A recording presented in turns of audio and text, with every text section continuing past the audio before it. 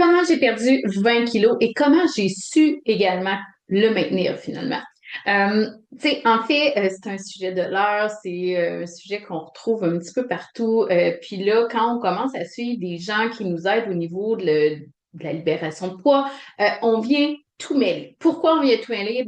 On dirait que tout se contredit et c'est ça qui m'a encouragée à faire ma vidéo parce que j'ai déjà été en surpoids, je sais de quoi je parle. Je sais qu'est-ce qu'on vit, en fait, quand on est en surpoids. Et c'est vraiment dans cette veine-là, en fait, que je vais démystifier tout ce qu'on entend. Je veux vraiment que les gens soient capables de se retrouver puis que ça reste simple. Parce que c'est donc bien compliqué, l'alimentation. Mon Dieu, on dirait que faut quasiment avoir un bac pour savoir comment manger. Puis pourtant, ça devrait être simple, OK? Donc, la nourriture, c'est de l'énergie à notre corps. Faut que ça demeure simple.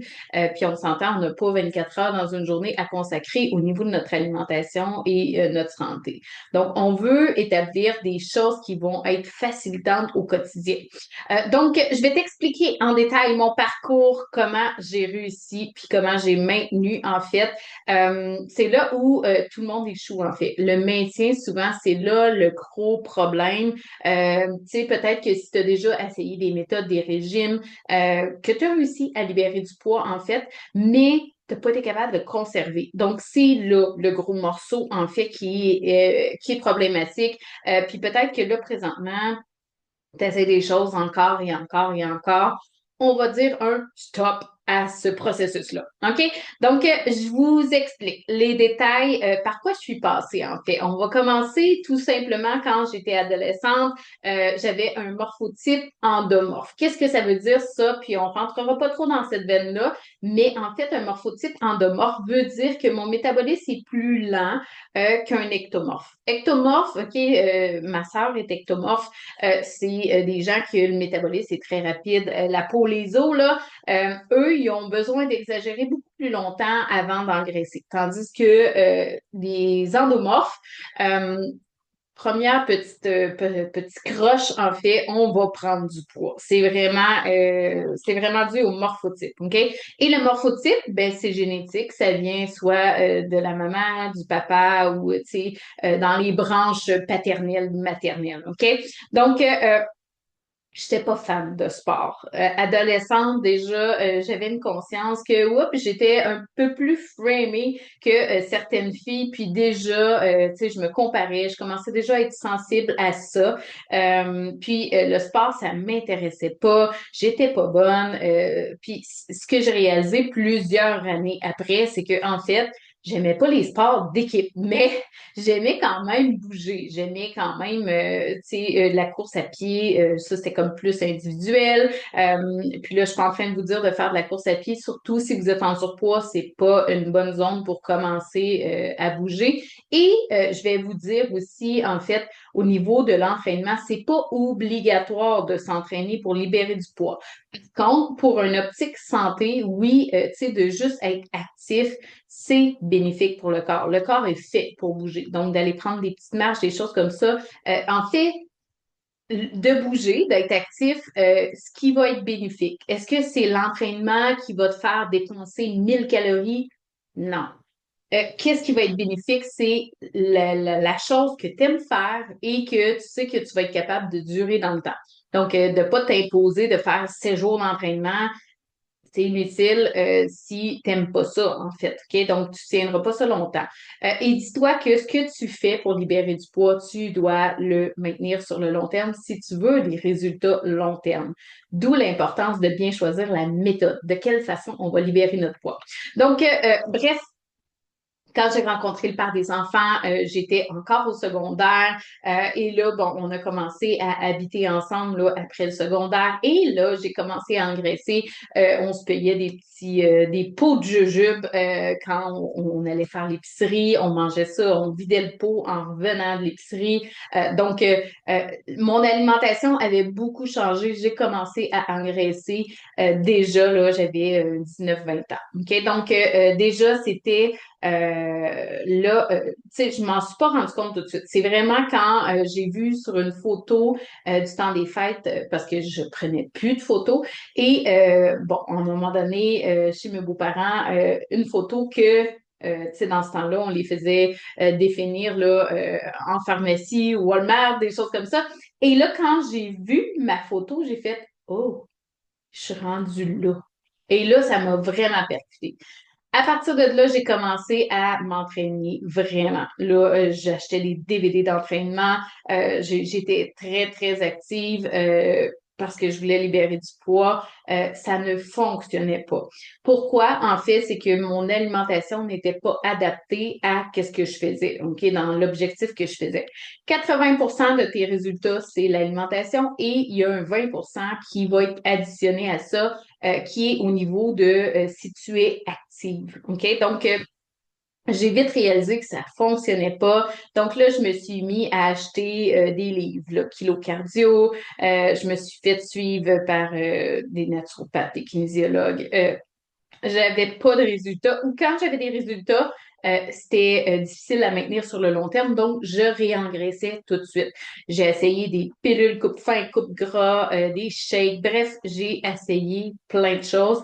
Et qu'est-ce que ça résultait toujours? Soit que j'avais pas de résultats parce que c'était trop difficile, ou soit que je faisais l'effet yo-yo. Je perdais, je rengraissais, je perdais, je rengraissais. J'ai fait ça pendant 10 ans.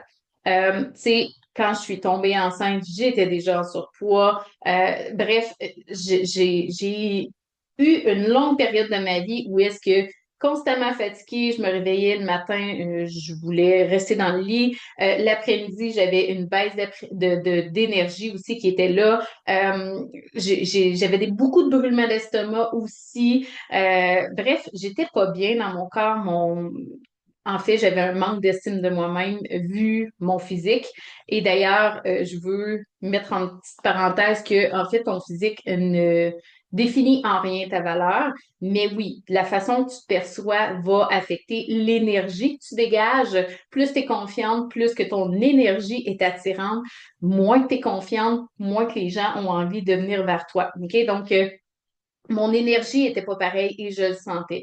Je finissais mes journées de travail, j'avais plus d'énergie, j'arrivais à la maison déjà irritée parce que le matin je m'étais pesée avec une grosse déception du chiffre malgré tous les efforts que j'avais faits. Je voyais le chiffre puis j'étais comme voyons qu'est-ce que je fais de pas correct.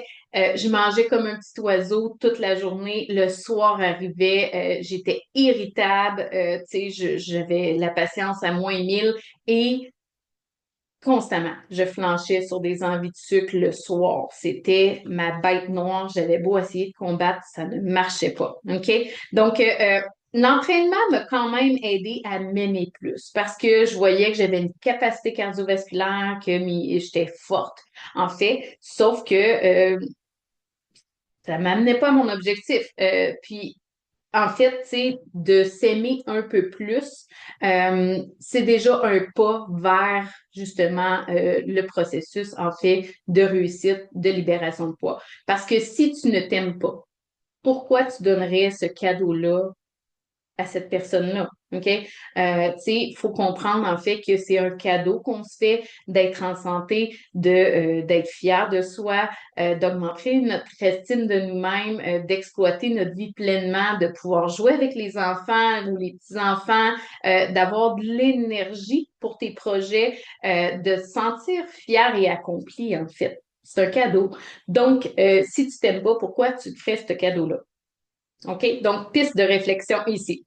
Donc, bref, j'ai analysé tout ce que je faisais, puis là, je me disais, voyons, t'es condamnée à rester grosse, tu n'y arriveras jamais, t'as zéro volonté, puis là, il y avait des affaires qui ne marchaient pas vraiment, puis je me disais, à la vitesse que ça descend, dans 10 ans, je vais être encore en surpoids. Donc, je voyais plus d'issue jusqu'à temps que je décide j'ai fait comme un burn-out en fait. J'ai changé, réorientation de carrière. J'ai été comme entraîneur physique. Et là, bon, il y a eu des résultats parce que je m'entraînais 20 heures semaine. Donc là, oui, c'est sûr, je faisais ça à journée longue. J'ai eu quelques résultats, mais pas au point d'être satisfaite de euh, mon objectif finalement que je désirais atteindre. Donc là, il y a des bobos qui commençaient à sortir à 20 heures d'entraînement par semaine. Je me blessais, j'avais mal partout. Tu sais, mes articulations étaient surchargées. Donc là, je voyais que ça marchait plus. Et j'ai décidé de pousser mes études. En fait, j'ai été étudier la biomécanique du corps, l'alimentation sportive. Ça m'amenait pas où est-ce que je voulais. Jusqu'à temps que j'ai fait plusieurs cours à la carte comme ça, là, jusqu'à temps que j'aille chercher le système endocrinien. Et là, ça a fait la différence. Là, j'ai commencé à comprendre, en fait, l'impact hormonal de mes aliments sur moi. J'ai compris que j'avais un débalancement hormonal, donc mes rages de sucre étaient dues à ça. Ma fatigue aussi était due à ça. Donc là, j'ai compris beaucoup de choses. Et ce que j'apprécie beaucoup de la façon que j'ai libéré mon poids, en fait, c'est qu'il n'y a pas de restriction alimentaire. Souvent, les régimes, les plans alimentaires, on est cadré, on ne peut pas sortir du cadre. Si tu sors du cadre, c'est clair, tu viens de moffer ta semaine, tu ne perdras pas de poids. Mais quand tu comprends en fait l'impact hormonal des aliments, là, tu peux gérer tes hormones et tu règles le problème à la source qui fait que oui, tu arrives à ton objectif. Donc, c'est vraiment là que j'ai emprunté ce chemin-là et ça fait toute la différence, sérieusement. Mes rages de sucre, j'en ai plus. Ça l'a complètement estompé. J'étais comme dépendante du sucre, en fait, et le fait de rebalancer mes hormones a fait toute la différence. Tu sais, j'avais tout essayé, là. J'avais essayé le jeûne intermittent, j'avais essayé, vraiment, j'avais été chercher des spécialistes. Euh, pour vrai, ça m'a sauvée, vraiment, parce que j'aurais vécu une vie malheureuse toute ma vie. Je serais pas épanouie comme aujourd'hui je le suis. Et c'est ça que j'apprécie le plus. Il faut manger de tout quand tu veux être optimal dans ton processus.